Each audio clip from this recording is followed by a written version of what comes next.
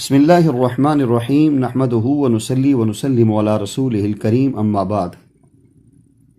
گزشتہ نشست میں ہم نے دل کو مردہ کرنے والے اسباب کا تذکرہ کیا تھا، اور آج کی اس نشست میں دل کو مردہ کر دینے والے 10 گناہوں کا ہم تذکرہ کریں گے۔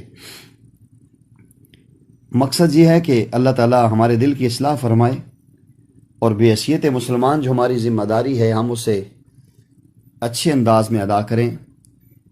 آپ احباب جو تشریف لاتے ہیں، مقصد یہ ہے کہ چلو کوئی دین کی بات ہو جائے، اصلاح کی بات ہو جائے، یہ خانقاہ نقشبندیہ ہاشمیہ کا پیغام پوری دنیا میں پہنچ جائے، ہمارے دل کی بھی اصلاح ہو جائے، اور جس تک یہ بات پہنچتی ہے اللہ کریم ان کو بھی اپنے دل کو چمکانے کی توفیق نصیب فرمائے۔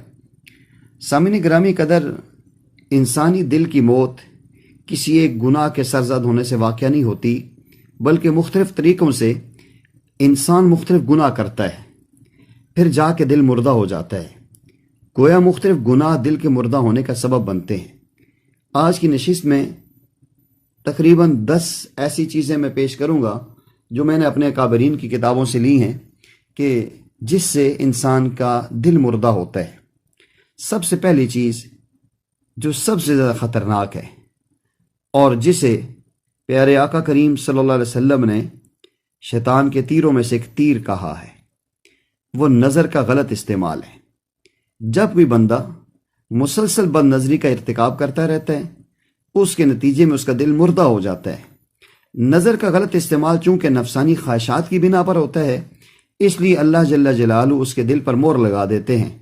قرآن کریم میں اللہ جل جلالہ کا ارشاد ہے، افرأیت من اتخذ الہہ ہواہ واضلہ اللہ علی علم وختم علی سمعہ وقلبہ وجعل علی بصرہ غشاوہ۔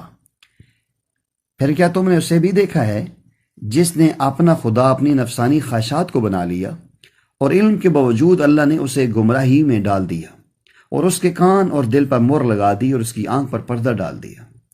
ہمارے سلسلہ عالیہ نقشبندیہ کے ایک بزرگ گزرے ہیں، خواجہ ابو الحسن خرقانی رحمۃ اللہ علیہ، وہ فرمایا کرتے تھے کہ مردہ ہیں وہ دل جن میں اللہ کے سوا کسی اور کی محبت جاگ رہی ہے، خواہ وہ کتنے ہی عبادت گزار کیوں نہ ہو۔ تو یہ پہلا گناہ ہے جو انسان کے دل کو مردہ کرتا ہے، بد نظری۔ دوسرا گناہ ہے زبان کا غلط استعمال ہونا۔ سیدنا عبداللہ بن عمر رضی اللہ تعالیٰ عنہ فرماتے ہیں، لا تکثروا کلاما بغیر ذکر اللہ فإن کثرة الکلام بغیر ذکر اللہ قسوۃ للقلب۔ ذکر الہی کے علاوہ زبان سے زیادہ باتیں مت کیا کرو، کیونکہ غفلت کی باتوں سے انسان کا دل سخت ہو جاتا ہے۔ ایک حدیث میں آتا ہے، ان کثرۃ الضحک تمیت القلب، کہ زیادہ ہنسنا انسان کے دلوں کو مردہ کر دیتا ہے۔ تو حسن بصری رحمۃ اللہ علیہ فرماتے ہیں، من علامات اراض اللہ تعالی من العبد ان یجل مشغلہ فیما لا یعنیہ۔ اللہ تعالیٰ کے بندے سے رخ پھیرنے کی علامت یہ ہے کہ اللہ اس کو لا یعنی کاموں میں الجھا دیتے ہیں۔ تو دوسری یہ چیز ہے کہ جو انسان غلط زبان کو استعمال کرتا ہے، یہ انسان کے دل کو مردہ کر دیتی ہے۔ نبی کریم صلی اللہ علیہ وسلم کی ایک حدیث کا مفہوم ہے کہ جو بندہ 2 چیزوں کی ضمانت مجھے دے دے، میں اس کو جنت کی ضمانت دیتا ہوں، ایک بین لحییہ و بین فخذیہ، ایک وہ جو 2 جبڑوں کے درمیان ہے، ایک وہ جو 2 رانوں کے درمیان ہے۔ تو جبڑوں کے درمیان زبان ہے، رانوں کے درمیان انسان کی شرمگاہ ہے۔ تو جو بندہ پیارے آقا فرماتے ہیں ان 2 کی ضمانت دے، میں اسے جنت کی ضمانت دیتا ہوں، اس زبان کا غلط استعمال انسان کے دل کو مردہ کر دیتا ہے۔ تیسری چیز ہے کان کا غلط استعمال۔ کان کے غلط استعمال کا مطلب یہ ہے اس سے ایسی باتیں سنی جائیں جو دل پر اثر انداز ہو۔ آج کل عام طور پہ ہم نوجوان بچوں کو دیکھتے ہیں، موسیقی کے دل دادا بنے ہوئے ہیں، اور گانا سن رہے ہیں، موسیقی سن رہی ہے، اور سن رہے ہیں اور اپنے کانوں میں لذت لے رہے ہیں۔ حالانکہ پیارے آقا کریم صلی اللہ علیہ وسلم نے فرمایا، الغناء ينبت النفاق فی القلب کما ينبت الماء فی الزرع۔ یہ ماء الزرع 2 روایتیں آتی ہیں، ماء الزرع، موسیقی انسان کے دل میں نفاق کو اس طرح اگاتی ہے جیسے بارش کھیتی کو اگاتی ہے۔ اور آپ دیکھیں آج کس انداز میں ہر بچہ، چھوٹے بڑے کیا ہے کہ ڈانس، ناچ، گانے کی دل میں پھنسے ہوئے۔ اور ایک جگہ یہ بھی کہا گیا ان الغنا دایت الزنا، روح المعانی میں یہ جلد 5 میں اس کو ذکر کیا گیا ہے کہ ان الغنا دایت الزنا، یقیناً موسیقی گانا یہ زنا کے محرکات اور اسباب میں سے ہے، اسی سے آگے انسان گناہ میں جاتا ہے اور زنا میں چلا جاتا ہے۔ اس سے معلوم ہوتا ہے کہ جن لوگوں کو میوزک کا شوق ہوتا ہے ان کا دل مردہ ہوتا ہے، اس لیے یہ تیسرا گناہ ہے جو انسان کے دل کو مردہ کرنے کا سبب بنتا ہے۔ چوتھا گناہ پیٹ میں حرام لقمے کا جانا ہے۔ لقمہ حرام بھی دل کو مردہ کر دیتا ہے، اور ایک حدیث کے اندر آتا ہے جب لقمہ حرام جاتا ہے کئی دن کی عبادات کی لذت اللہ سے چھین لیتے ہیں۔ ہمارے حضرت جی اکثر فرماتے ہیں کہ جس انسان کے پیٹ میں حرام کا لقمہ جاتا ہے وہ انسان کے جسم میں جا کر اسے جو خون بنتا ہے وہ خارج کرتا ہے، کہیں نہ کہیں سے کوئی گناہ کروا کے، گناہ سرزد کروا کے چھوڑتا ہے۔ تو یہ حرام چیز کا پیٹ میں جانا، مشتبہات چیزوں کا کھانا پیٹ میں جانا، یہ انسان کے دل کو مردہ کرتا ہے۔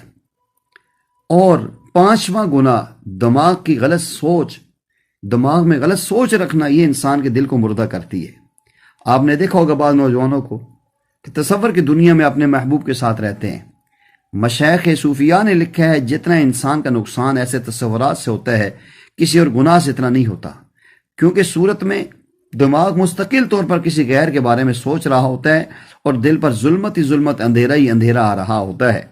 سیدنا عثمان غنی رضی اللہ تعالیٰ عنہ فرمایا کرتے تھے، ہم الدنیا ظلمت فی القلب، دنیا کا فکر اور غم، دنیا کے فکر و غم میں ہر وقت لگے رہنا، یہ دل کا اندھیرا ہوتا ہے۔ تو انسان کو دماغ میں اچھی سوچ رکھنی چاہیے۔ سبحان اللہ، مولانا روم نے کیا بات لکھی ہے، نقش بندو گوش بندو لب بند، گر نہ بینی نور حق مر بخن۔